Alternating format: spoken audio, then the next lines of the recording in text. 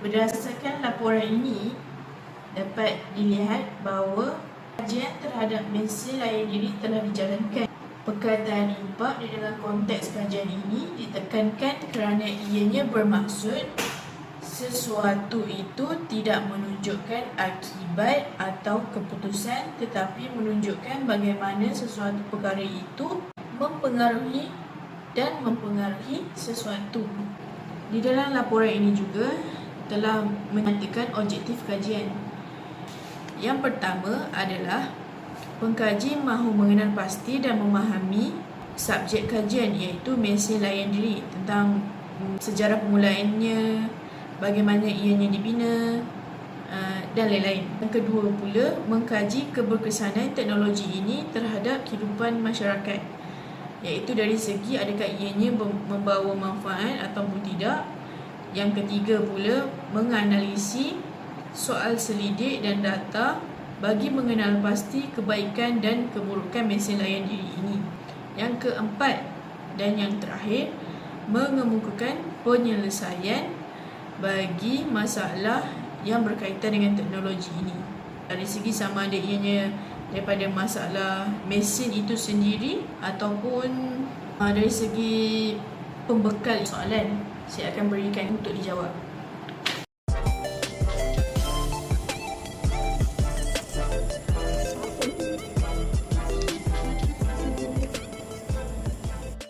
Banyak betul makanan dan minuman ni. Nak beli air apa ya?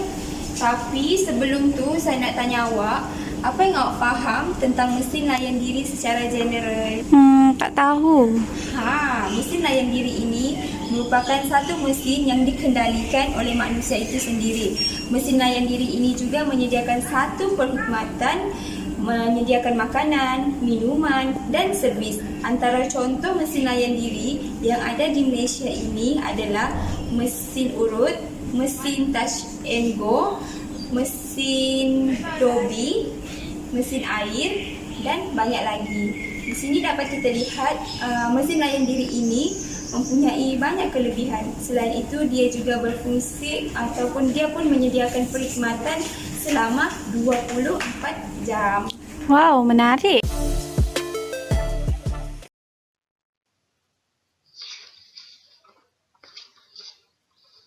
Kelebihan dan kelemahan penggunaan mesin layan diri. Antara kelebihan penggunaan mesin layan diri, yang pertama ialah mesin layan diri beroperasi selama 24 jam sehari tanpa menggunakan tenaga kerja manusia. Yang kedua, mudah didapati di kawasan yang terbuka dan tidak perlu beratur panjang untuk menggunakannya. Yang ketiga, dapat menggunakan servis mesin layan diri tanpa mengira masa. Manakala untuk kelemahan penggunaan mesin layan diri, yang pertama, pengguna dapat menggodam sistem mesin tersebut untuk mengeluarkan produk makanan ataupun minuman. Yang kedua, kerugian besar berlaku pada pemilik mesin apabila berlaku kecurian dan vandalisme. Dan yang terakhir, harga produk atau servis layan diri adalah tetap dan tidak boleh tawar-menawar. Seterusnya, rakan saya akan meneruskan dengan pandangan masyarakat mengenai penggunaan mesin layan diri.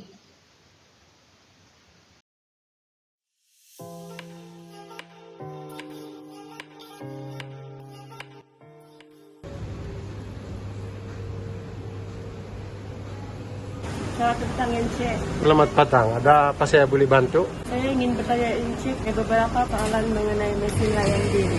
Harapan Encik menggunakan mesin layan diri? Ya, harapan dia tidak menentu.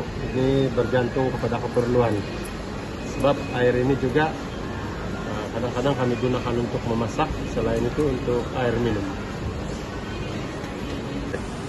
Apa pendapat Anda mengenai mesin layan diri ini? Pada pendapat saya, mesin layan diri ini amat baik karena dia memudahkan kerja, cepat, segala urusan. Selain mesin layan diri ini, mesin apa lagi yang Encik pernah gunakan? Selain daripada mesin layan diri ambil air minum ini, saya juga pernah menggunakan mesin kerusi urut yang kita masukkan duit, kita duduk dan dia mengurut badan kita. Selain daripada itu ada juga mesin, terutama di bandar-bandar besar. Mesin itu untuk bayar charge parking kendaraan. Jadi ya amat memudahkan, tidak perlu kita datang ke counter, hanya singgah di mesin dan bayar charge parking kendaraan tersebut. Terima kasih.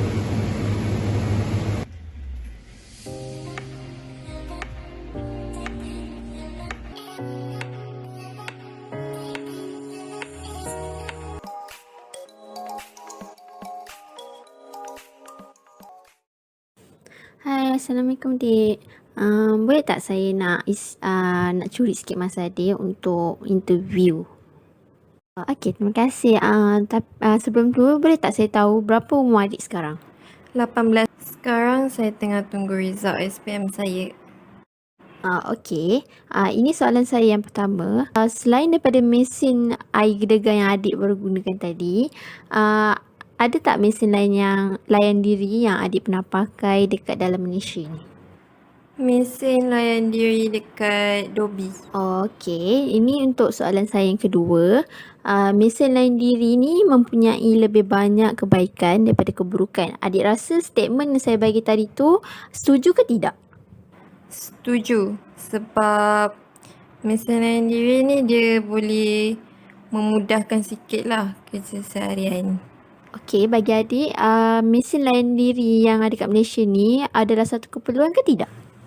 Bagi saya keperluan sebab dia boleh memudahkan dan mempercepatkan untuk kita buat kerja seharian kita lah.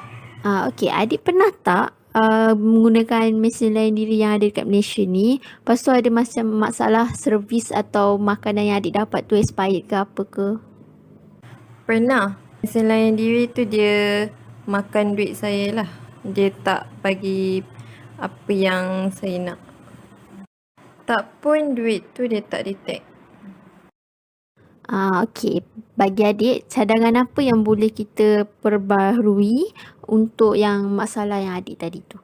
Saya rasa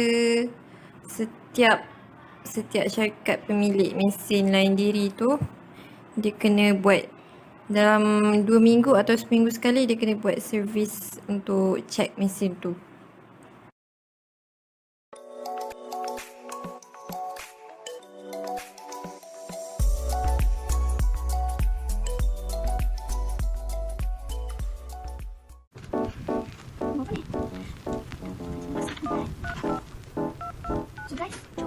Hasil dapatan kajian yang kami perolehi melalui dua instrumen soal sidik iaitu menerusi aplikasi Google Form dan temu bual yang dijalankan ke atas kumpulan responden yang disasarkan bahawa seramai 95 orang responden yang menjawab 93 daripadanya melalui aplikasi Google Form dan selebihnya iaitu seramai 2 orang melalui soal selidik temu bual. Dan ini seramai 98.9% daripada 93 orang responden pernah menggunakan mesin layan diri.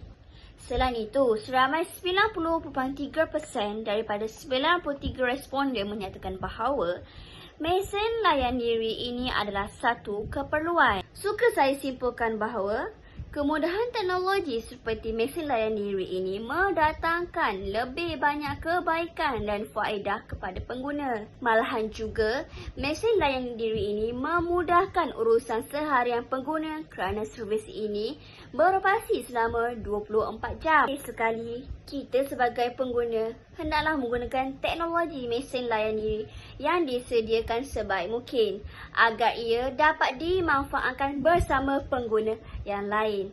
Sekian, terima kasih.